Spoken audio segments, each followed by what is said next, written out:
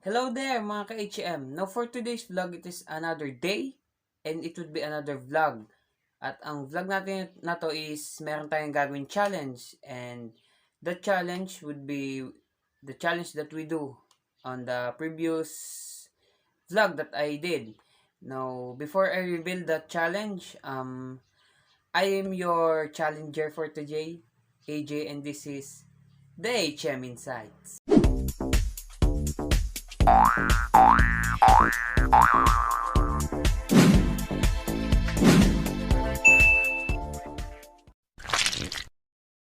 So for today's vlog, my dear HM, the vlog that I will be doing is a... Did you see that? Wow! You think what I'm thinking? Yes, this is a blindfold, and we will be doing the blindfold challenge. So yun mga ka-HM, for today's challenge, hindi pa ito yung mismong challenge natin, yung blindfold. Ang gagawin nating pinaka-challenge dito is our teacher give us a set of questions na kailangan nating sagutan for this challenge. Kung akala nyo na ang gagamitin natin is mag-jot down tayo ng notes at sasauluhin natin yung sagot bago tayo mag-video, is hindi po ganon. Ang mismong challenge po natin na gagawin is bukod dito sa blindfold, is sasagutin natin yung questions na yon on the spot. Yung questions na yon on the spot. Okay. Yes, mga ka-HM, tama kayo, on the spot.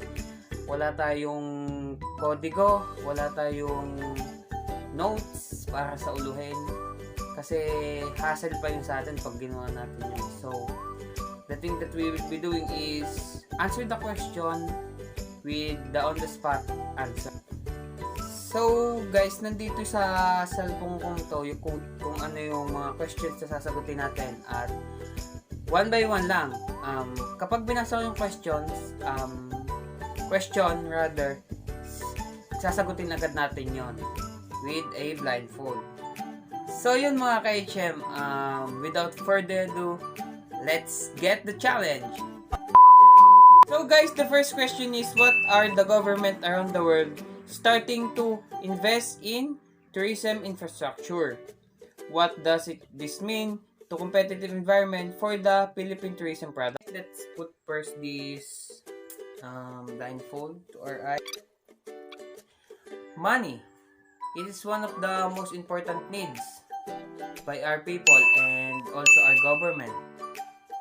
Our government must invest to our tourism infrastructure because tourism is one of the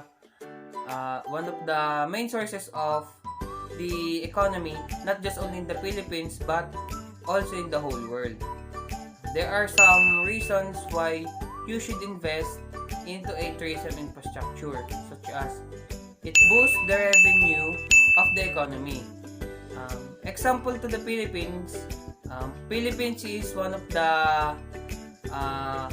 most richest country when it comes to tourism, and the higher the tourism rate it has, there are possibility that it will increase the economy. The second reason is it develops the country's infrastructure. So if a certain country will increase an economy, they can renovate or rehabilitate a different kind of sites, and if they renovate and rehabilitate a certain kind of sites, it can be, there are possibility that that country will increase the tourism rate because the sites that they renovate and rehabilitate will be more catchy to the attraction of the tourists. And the last reason is the sense of cultural exchange, the make sense of cultural exchange between foreign and citizen. So if you invest to a tourism infrastructure, the benefits is not just only money for developing the country, it is also for for interaction within different country. You can share a cultural habits or cultural events from one another, and it interacts not just the same races but different kind of races. Guys, the second question na sasagutin natin is number 2, how do we compare the United States as a destination for travel? USA or United States of America. It is a huge and giant country, and it has a 33 countries to have. So why USA need to compare to other country when it comes to our tourism?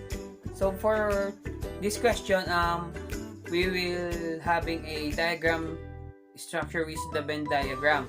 So we will divide it into 3 parts, which is the America, the Europe, and the Philippines. So let's compare the USA from the Europe. Like I said, USA has a 33 countries, while the Europe country has a 44 countries.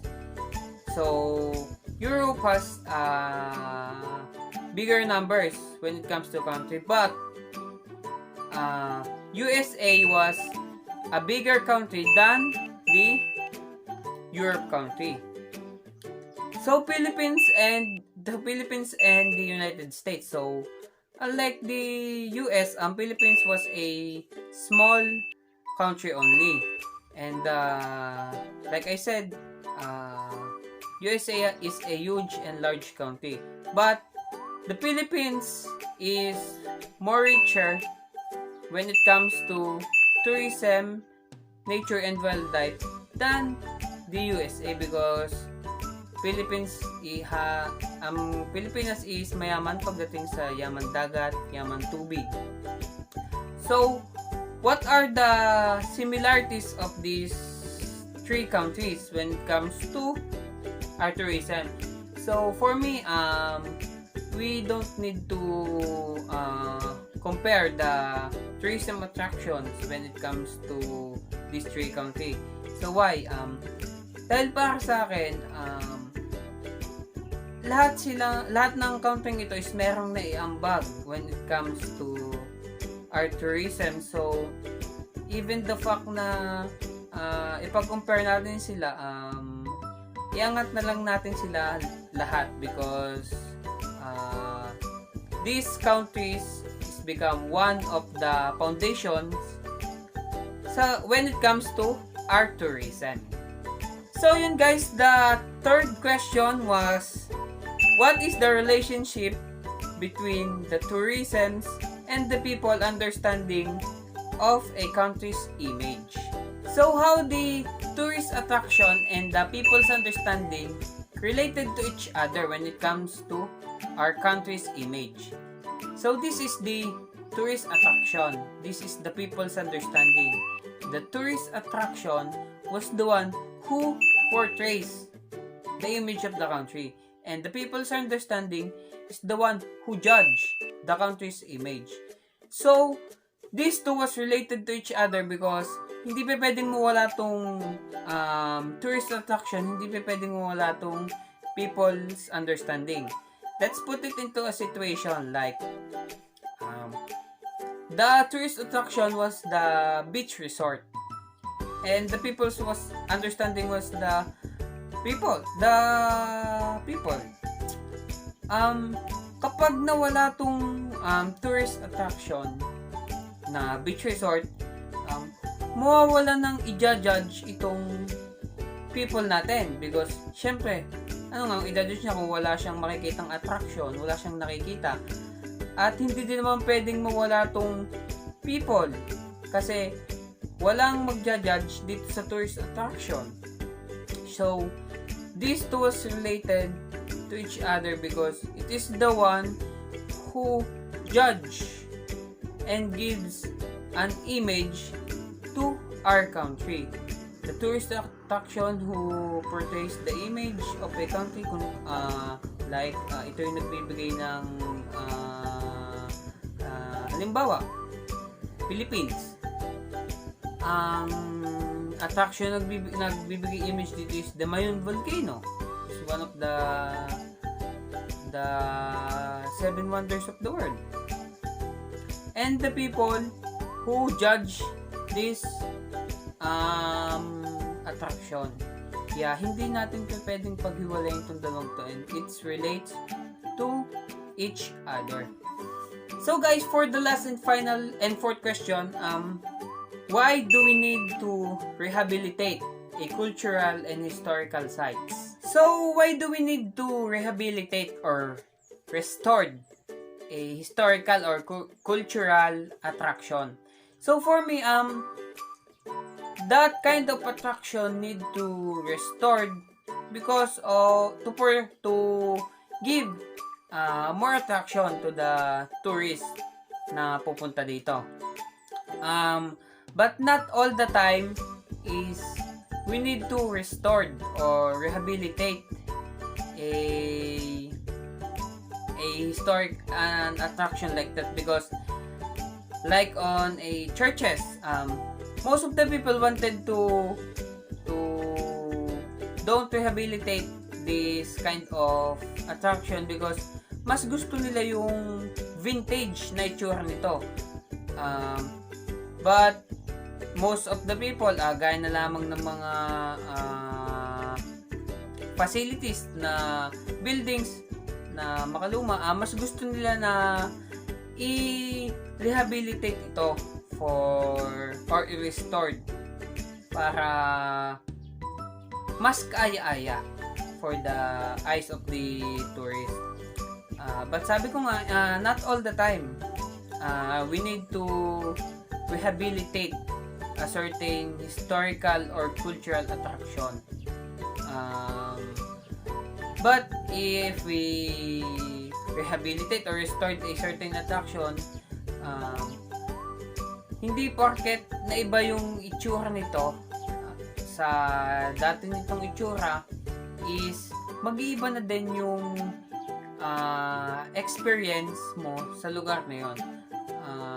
All I can say is even we restored a certain facilities, mas importante na nandun pa din yung mga na-experience mo nung hindi pa ito na-rehabilitate. Nandun pa din yung dati nitong ganda. Even na restored ito at mas pinaganda, huwag pa din natin kakalimutan yung past experience natin sa attraction na ito. And that's it guys. I hope I answered clearly the questions that gave by my professor. Don't expect too much for the informations that I gave. Like I said, wala po tayong notes, wala po tayong kodigo, wala po tayong sinaulong informations about these questions. All of the questions that I answered was on the spot. So, hindi naman din ako ganun katalinuhan para magkaroon ng brief information para maibigay sa inyo. So,